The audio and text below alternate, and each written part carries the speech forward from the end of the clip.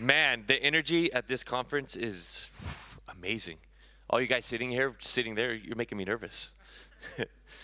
So this talk is really about the last, I would say, 3 years of my life since I opened Amass, and it's been the most exciting, daunting, scary, I think every emotion you could possibly feel, being a business owner.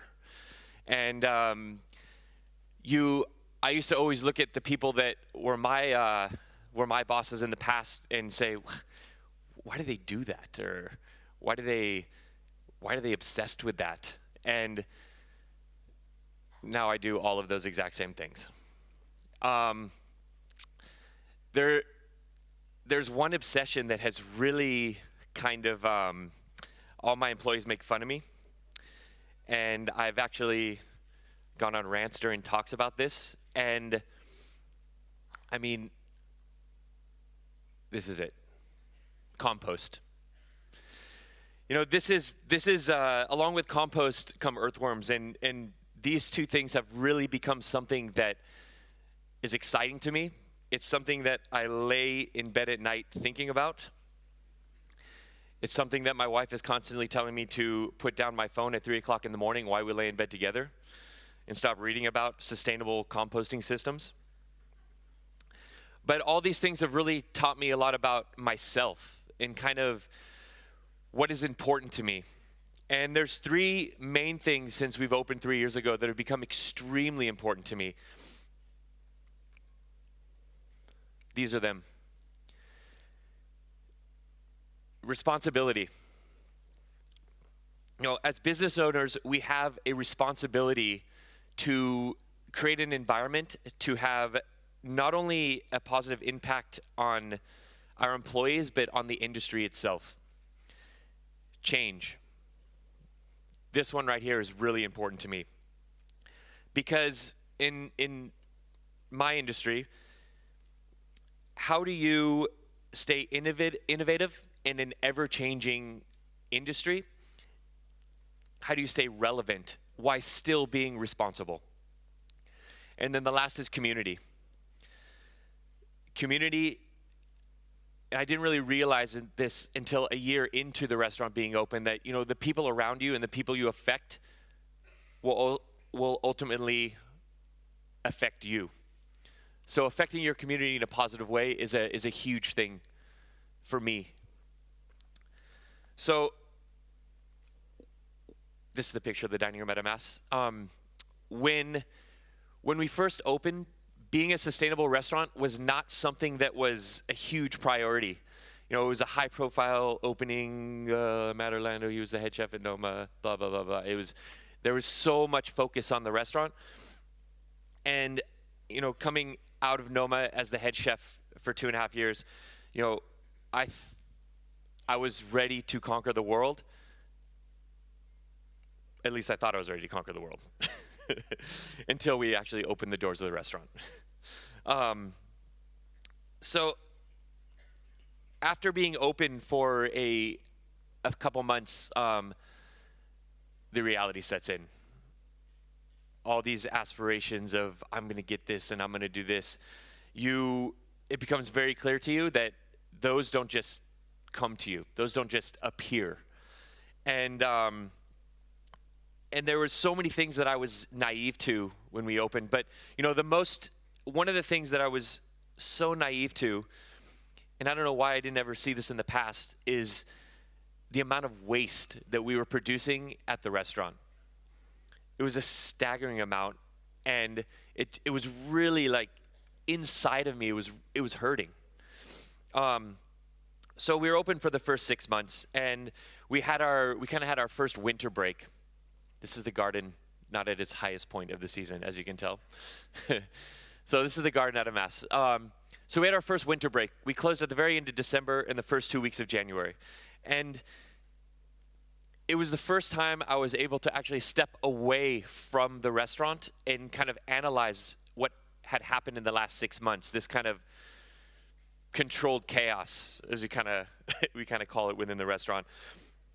And I was sitting upstairs with Evelyn, who helps me with all the PR and communications for the restaurant. We were talking about the next step. And she just looked at me straight in the eyes. We had this conversation. We were talking for about 2 hours, and she goes, everything we just talked about, what does that mean? I'm going to ask you one question, and your answer is going to define what our next move is. And she asked me, what's important to you? And this is the first thing that came to my head. How can we run a restaurant in the most responsible way while still having a very positive impact on the employees that are working for us, but as an industry as a whole? What kind of impact are we going to have in the long term? And with that statement, we kind of started this journey that we're on now. And I call it a journey because with that statement, everything kind of changed for us. We came into a realm that none of us had ever entered before. We were now all working at a restaurant where none of us had any reference point. And but I think the most valuable lesson we've learned today as a team is that you have to change.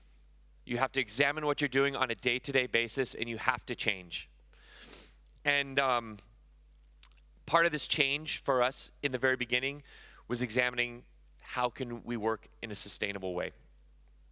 So I just want to share a few statistics with you guys. This is something that is weighed very heavily with me, and I think it weighs very heavily with the staff because I constantly remind them of it. It's something that these statistics are what ingrains this word responsibility into us. It's something that drives everything in the restaurant. It drives the creativity. It motivates people. So 68,200 kilos of waste are generated from the average restaurant a year. When I first saw this number, it was pretty staggering. But what is even more staggering is how that waste is distributed. 84.3% goes to the landfill. Even when I say it now, it's still crazy to me. 14.3 to recycling and 1.4 to donations. So for me, there really needs to be something that kind of motivates the staff. These statistics are something that kind of drive us. But they not only drive us in the sense of wanting to do better every day, they drive our creativity. They drive us to examine everything that we use and how we process it. And, this right here, you look at a table of ingredients and you say, okay, look at this carrot. We're gonna take the top off that carrot and we're going to cut it down into these little squares, and we're going to use these little squares. And then you have all this left from the carrot. The cabbage, we're going to take it off the stem and we're not going to use anything else. So this is what constantly kind of drives us to keep looking for the best ingredients, because you're only going to be able to use the whole ingredient if you have the best ingredient. But it doesn't stop with food. For us, the team is so important. We almost hire people based on their personality more so than their skill, because you can teach a skill. You cannot teach personality. And this also, and in addition to the food and the ingredients that we use, this kind of not being afraid of change, this forces us to analyze systems that we have in place. We have meetings every week. We have meetings daily, but we have in-depth meetings every week that make us examine these systems. Because unless you examine what you're doing, even if it's the right thing to do, you're never going to find a better way to do it. Changing something that works is a real risk, though. And a lot of people fall into this kind of comfortable routine with what they know works. But for me, what I found is that if you don't take that risk, you're going to miss out on something potentially amazing. So this is just, this is 1/3 of the team we have. And what I've also learned through the last 3 years is that, I am lucky enough to be surrounded by amazing people that have so many good ideas, people that have worked all over the world, and I would be an absolute fool to not tap into their knowledge. I would be naive, because I would say the majority of the decisions made at Amass are not made by me, but they're made by the staff. And I just say yes or no. No, I'm joking. And we had a lot of good systems in place when we first opened, and we kept examining these systems. And one thing that I really, really learned is that it doesn't matter how successful you are. It doesn't matter how good that you think you are.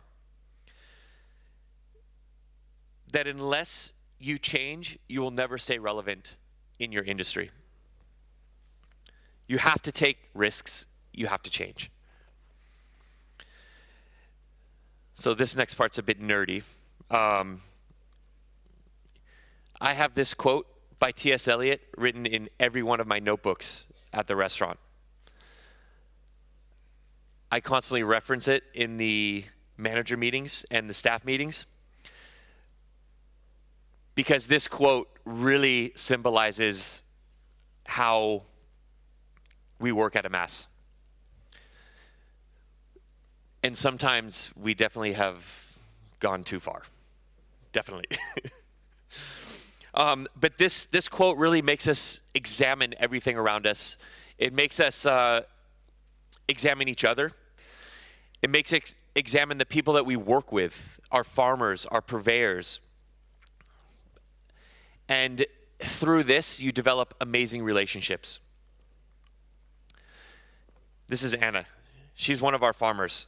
And her and her husband, Jens was one of the first chefs they are the definition of taking risks. Her husband, Jens, was one of the first chefs in Copenhagen to get 2 Michelin stars. A month after he got 2 Michelin stars, he basically just dropped the mic and walked away. For a while, they had a very casual restaurant in the city. They were doing this super guerrilla urban farming on unused land that was potentially going to be built on right in the middle of the city. They got to a certain point where they said, you know what, we want to be real farmers. No farming experience whatsoever. They might as well be planting tomatoes on their balcony before they bought a farm and started farming. And to be able to work with people like this, to be able to work with people that are so passionate about their products is such a privilege, because we ourselves are very passionate about the products and the people that produce them. And, they set out immediately to get their organic certification, to have a full farm, not just plants. They wanted horses and sheep and cows and pigs. And when you work with people like this that are so passionate about what they're doing, it makes you want to work harder. And because of this, about a year ago, we set out on a very long road, a lot longer road than I thought it was going to be, to become an organically certified restaurant. And this is because we wanted to surround ourselves with people like Anna and Jens. People that are so passionate about what they're doing, but also people that want to have as little impact on the environment as possible. We started visiting farms. We started to see how committed these people are. And it just reassured us that we had made the right decision on this path. When you're able to give and get inspiration from someone that you work with so closely, it's invaluable. And it drives us to be able to support people like Anna and Jens. And I am This is actually the first time we publicly said this. We officially got our organic certification last month.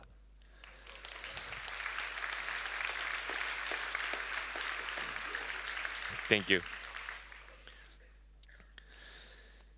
So this is really showing us that, knowing where your products come from and how they're growing is important. But more so, I think this is about us trying to set an example to other restaurants that making this commitment, you don't have to sacrifice quality. But what you do have to do is switch the way you start thinking. And this, I would probably say, has been one of the kind of most challenging aspects of this whole process of becoming organic, because all of a sudden you don't have strawberries for 6 weeks out of the year. You have them for 2 weeks. You don't have white asparagus for 4 weeks out of the year. You have them for, I think this has been a really weird year. I think we had white asparagus for 10 days this year. And as a restaurant, it forces you to change your menu all the time. And that is very challenging in a very high-profile restaurant, because you are constantly, people come in to eat, not everyone, but there are people that come in to eat. They don't want to find the good things about their dining experience. They want to find the bad things about their dining experience. And when you're changing all the time, you're risking the process of development on the guest. There are times when we actually will put a dish on totally unplanned. The day we come in, okay, we have plenty of strawberries. Come in the next day, the farmer goes, oh yeah, those strawberries you ordered, they're not coming. So in the moment, you basically have to create a dish for that night. And that's a really big risk, because you don't have time to test. You don't have time to sit in a sterile environment and look at everything you're doing. Sometimes you don't even have time to taste. And there are chefs that I've worked for in the past that if they heard me say that,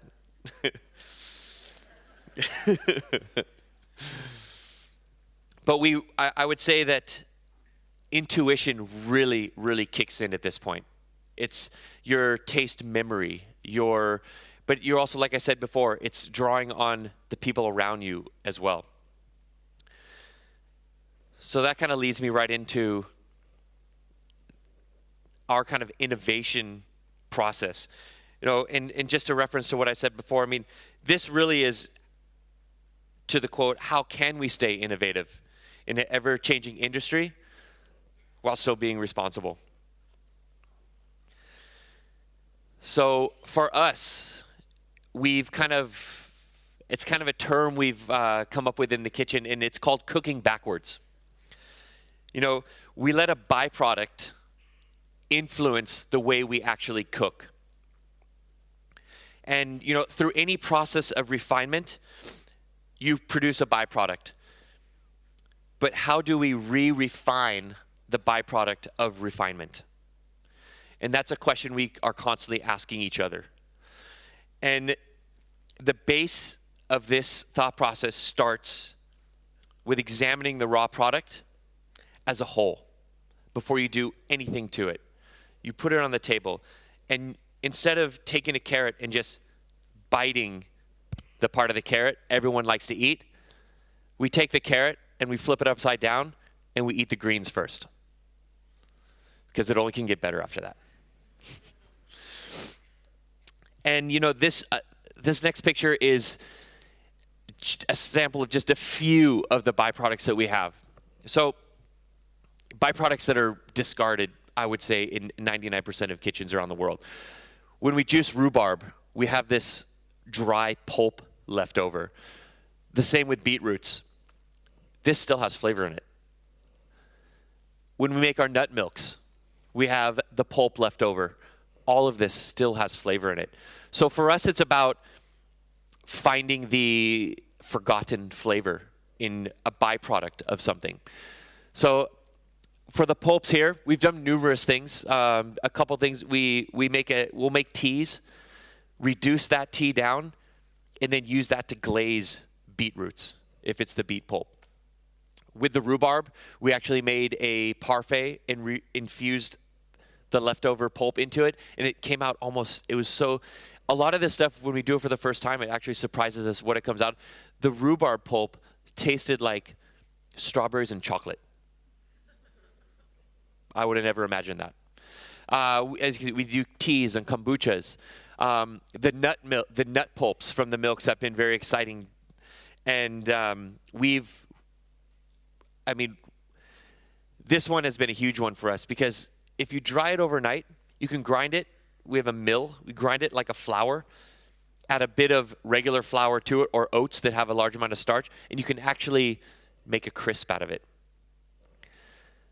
And recently, one of my sous chefs, Kim, took the pulp, put it into a blender with oil, and blended it till it boiled, and it re-emulsified onto itself like a mayonnaise. So, yeah, I would have never imagined that one. So there's one product recently that we have, I feel I would like to use the word conquered, and this is Backschool. So for all you Danes in the audience, I'm sure you know exactly what Backschool is. It's a salted, smoked, and dried fish. It originated from, even though I've been in Denmark for so long, it doesn't matter how well I speak Danish, I still can't pronounce everything. So I'm from the west coast of Jutland, a place called Esbjerg. And you can laugh, it's okay. It's a very old tradition in how they have very old smokehouses, and there's not a ton of these smokehouses left, but it's the only places they actually do this fish still. And in general, in all the restaurants I've worked at in the past in Denmark, there's only one, Noma, but we would only take the flesh. We take the flesh off, the skin off, and only use the bones to actually infuse it into a stock or a broth to impart smokiness. And everything else is discarded. And I'm pretty sure that's a practice at most high-end restaurants. But when we started using this at Amass, of course, it came in, and we thought, okay, we're getting it in for the bones to infuse into the sauce. But then we started to look at the whole fish. So the bones, the skin, and the fillet. To be honest with you, the fillet is not delicious. It's very dry. It's a bit salty. But how can we manipulate that into something that is not dry and boring and salty? How can we use the leathery skin that is definitely something that is discarded no matter what, instead of throwing it away? So we started with the bones. Of course, we infuse it into a broth. Very slowly, very gently, so you don't boil it and take all the bad stuff out of the bones. You don't want any bitterness. And then from this broth, we end up with this. So this is the dish. This is the final, or a part of the final dish of this. It is the white sauce around is the broth reduced, a little bit of soured cream added to that, and just frothed up with a little bit of salt and lemon juice. Served with the egg yolk and different herbs from the garden. So after we infuse, we're left with the bones. So you've basically taken all the flavor out of the bones, or you think you've taken the flavor out of the bones. So Kim, the sous chef that I mentioned earlier, his whole background is in Asian cooking. He's worked 4 years in Thailand, 4 years in Japan. So this is one of the first Western kitchens he worked in, and he's an amazing sparring partner in regards to creativity, because his reference points for ingredients are so different than mine. He came up with the idea, let's take the bones, let's cook them at 80 degrees overnight on steam, let's dry them and fry them. They come out, I was like, yeah, you're crazy, man. There's no way this is going to work. They come out completely tender and crispy. So we actually take the bones, We do go through this process, dust them with vinegar powder, and serve them on the side when you get this egg dish.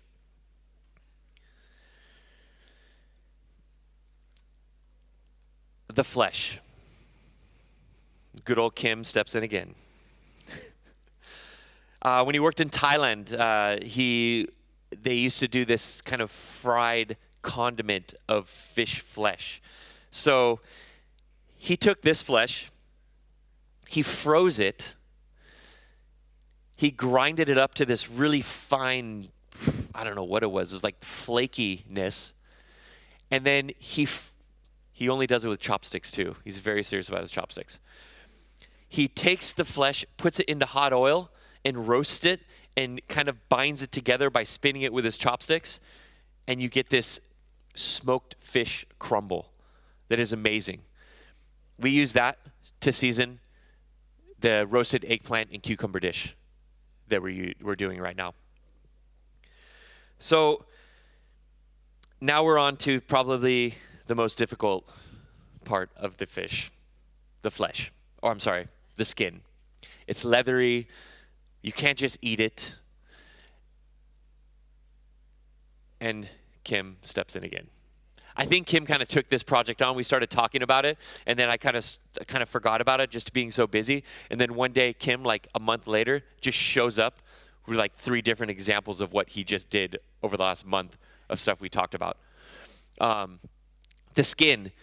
We cook 80 degrees overnight in a very neutral oil, grapeseed oil whatsoever. The next day, we use it to marinate cherries, sour curd, and then season with horseradish. And like I said, Kim is quite a sparring partner in all of this, and it's been quite amazing to get into his head, but I didn't really know how deep I would actually get into his head in this whole process. And it's been it's amazing to have someone that works for you that teaches you something new every day. So with this thought process and kind of how we're approaching ingredients, a lot of chefs might think that this will put restraints on your creativity. You have to do this. You have to use all of this. And they think that it could compromise your end product because you're more or less forcing yourself to use something that you may not want to use. And you know what I say? I say, if you don't force yourself to do this stuff, then you're lazy. You're not responsible, and you're taking the easy way out. And I thought like this before I realized that you just have to kind of switch everything off. You have to start thinking outside the box. You have to retrain your thought process. And with that, and then kind of how we started this kind of process is that we started to examine all the things that people didn't like about the offcuts of something. And then once you kind of determine what that thing is, then you can attack it head on. And more often than not, you can make it taste delicious. But I think one thing that's really important is that it doesn't matter what process you're using, whether it's aging or salting or fermentation. For us, we don't just do things to do them. The most important thing is that it has to taste delicious in the end. Because if I serve something that, I saved this and I saved this and I didn't throw anything out, but it's gross, you're not selling anybody on the process of what you're doing. And, now that we've kind of embraced this way of thinking, it's completely changed the way we approach innovation and creativity. And, in the kitchen, it truly has become a sport. And it's really every chef is pushing themselves to come up with the next cool technique to really change an offcut into a main cut. But it doesn't really stop with the Backschool. There's a lot of things that we reutilize, or we have a term in the kitchens, reincarnate into something. I coined that phrase because my dad was practically practicing Hindu. So the next one,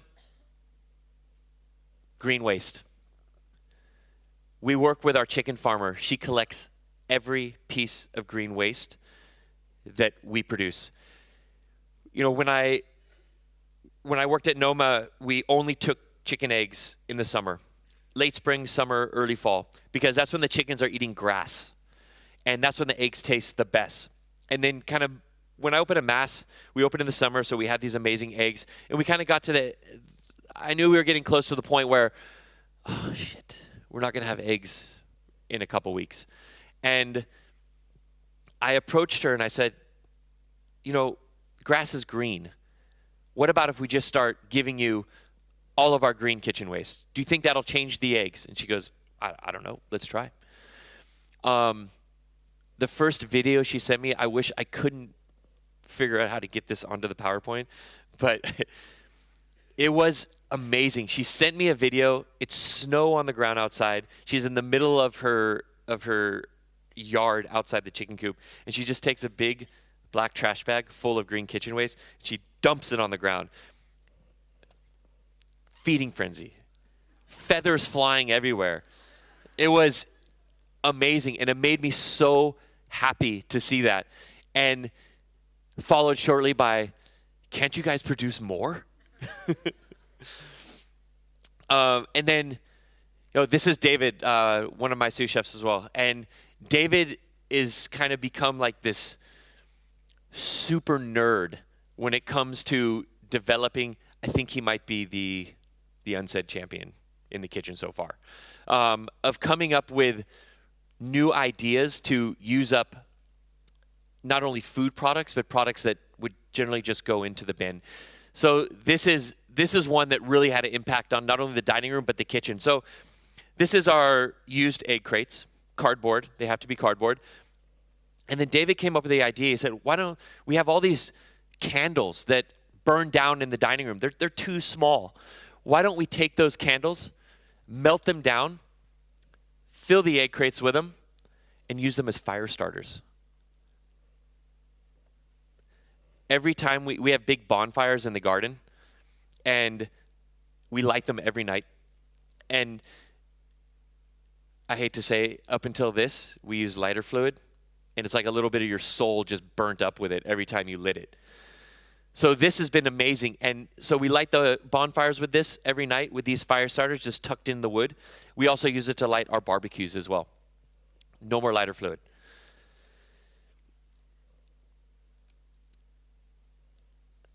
Focus on this right here. So this barrel is a barrel that was given to me by a friend. And it's a barrel from Cantillon, Belgium. We started making vinegar in it. We started using all of our leftover wine to make vinegar. So this is, I mean, all the leftover wine the staff doesn't drink at the end of the night, that is. They made me promise they get first crack at it. So that has eaten up a lot of our stuff going down the drain. But this is what started kind of all this, coffee grinds. The coffee grinds that we use, I looked at it every night, 5 liters of coffee grinds every night. Of course, they were going into the compost because it's really healthy for the compost. But if you open it up, you smell, there's something in there still. Tea leaves. If you think about the leftover coffee, the tea leaves automatically click into your head. So what do we do with both of these to reuse them? That's the final product. We dry the coffee grinds, grind them to a flour, and make a flatbread out of it. The tea leaves, we wrap in foil, burn them on the barbecue, make an ash, make a marshmallow out of it. And then, of course, because I'm American and I love s'mores, we burn it.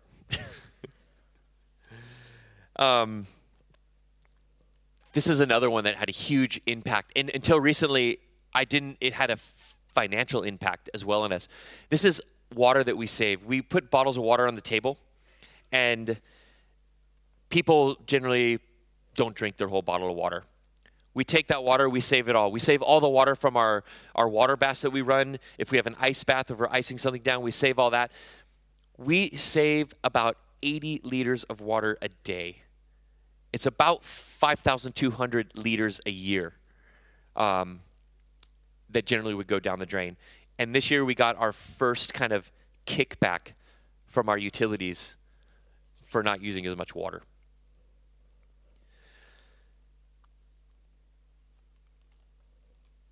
So all these things that we kind of been talking about, it was very important to me that these are not things that we preach to our guests about, because people don't come here to hear about us preach about all this stuff. People come here for the food. They come here for the experience around the food. So how do we get this information out?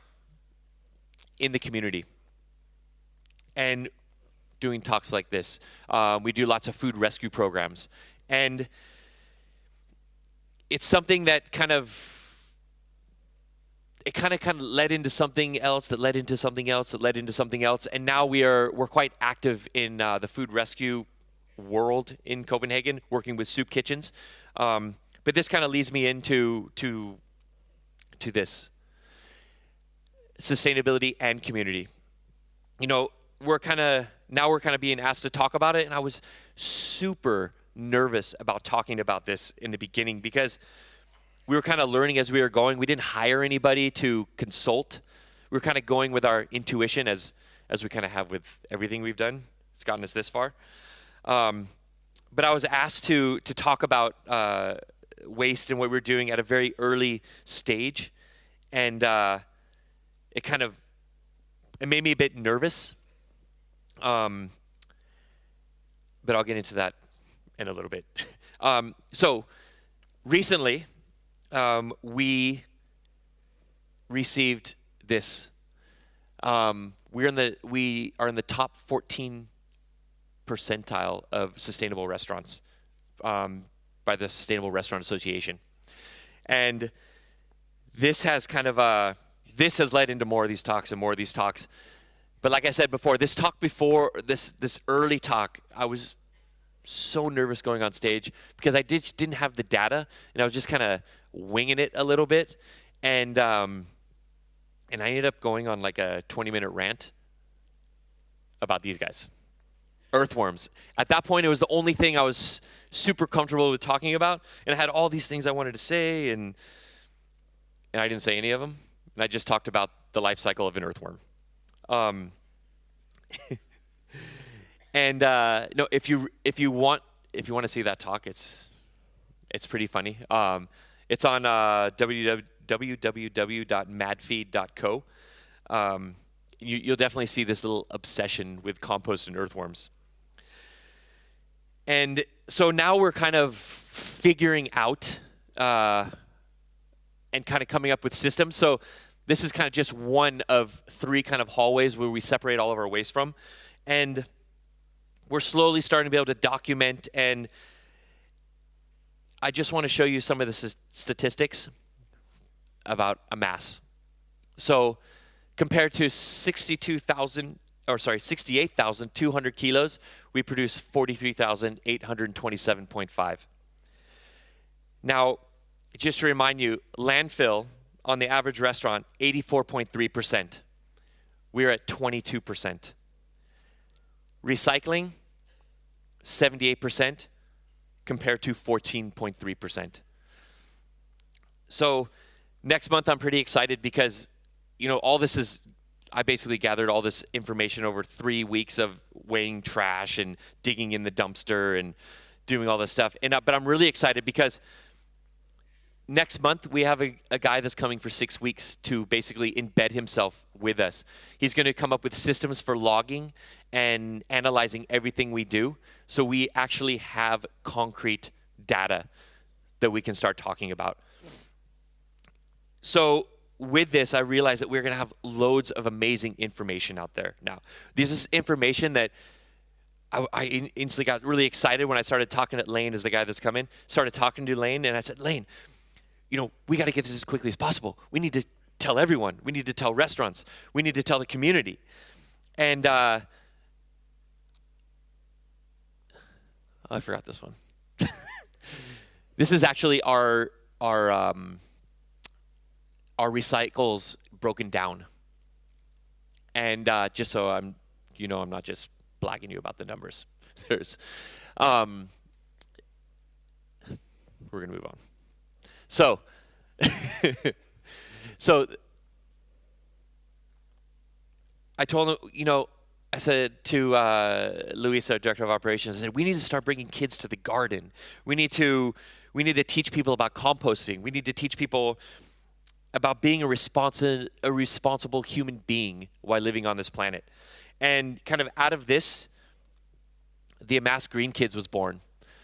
So we bring kids to the garden 3 months out of the year. We've done it 2 years now. And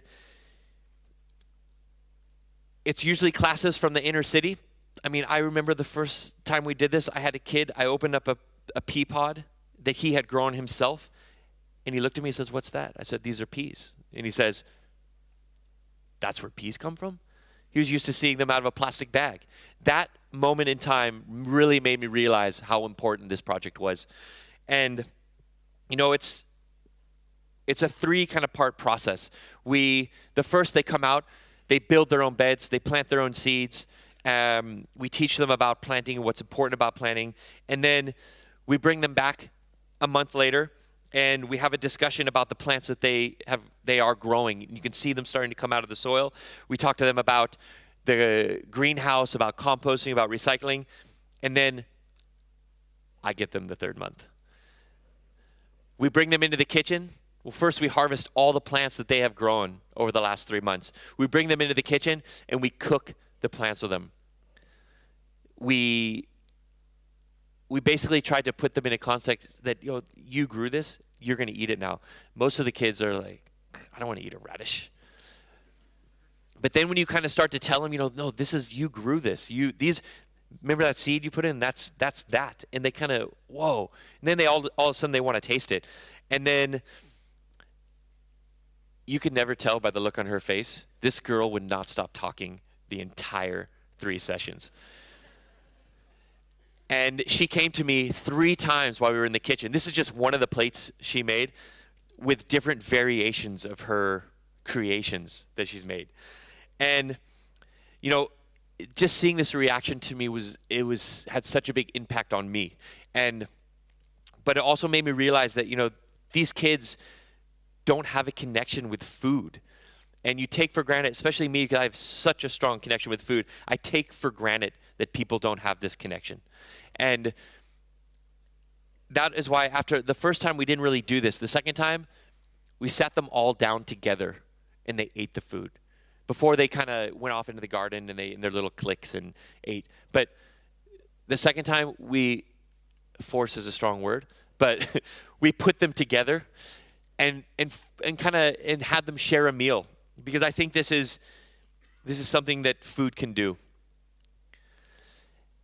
So, this is the program. You can find out about it at our website. So just to kind of wrap all the stuff that I just talked about, the old frame of mind, and I'm just speaking in my industry, is to be very closed-minded and guard all your secrets, because this is what makes you unique. And I think that most chefs today realize that this is not the way forward. And over the last 10 years, our industry has really evolved. And, people are having access to stuff they didn't have access before via the social media and the internet. And people are getting to peek into kitchens that, were so secretive before, and places that were mysterious. But now people expect access to these places. And so the way we're working is out there. And I think once you open yourself up to kind of doing this on a daily basis, kind of putting yourself out there, like-minded people are going to instantly connect with you. Because they want to share their ideas. And because of this, people really need to start looking at the bigger picture. And I see it all the time within restaurants that, you're in your little world, but our little world affects so many things around us. So I really, I'm just asking people to ask themselves, how can I make an impact on the people that come behind me? How can I be responsible? Thank you very much.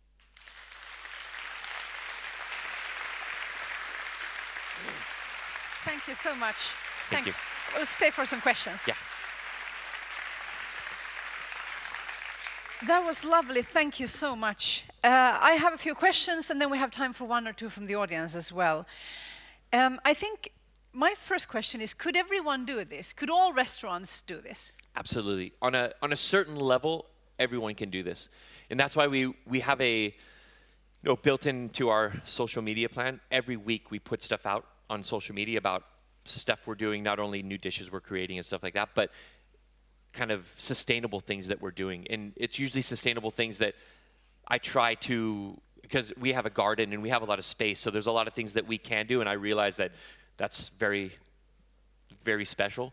But so we try to put stuff out there that other chefs can look at. I mean, even people that cook at home can look at and say, okay, yeah, I can do this. I can do this. And what I've really learned is that, the initial first steps of starting to work like this is, it takes a lot of work, but once they're in place, it just goes. I was wondering also about this, because you mentioned, of course, that to be able to use the whole product, you just need to use things that are the highest quality. Yeah. So for most of us who are not professional chefs, the stuff we get in our ordinary supermarkets, is that good enough, or should we go farther? I mean, I realize it's not good enough for you, but... Well, I think you have to ask yourself, is the stuff you're buying in the supermarket good enough, period? Like, nutritionally, or that's a whole nother conversation to have. But I think, you can tell by the flavor. If you pick up a carrot, or you can't do this in the store and start tasting, but if you bring it home and you taste it and you're like, wow, that's an amazing carrot, then proceed. If you pick it up and say, that tastes like... I haven't thought that for years with the supermarket carrots. Maybe decades, maybe then ever. We're all doomed then. Yeah. Okay, that's hard. Do we have a question from the audience? We have one right here. Please raise your hand again. Yeah. There's a microphone coming.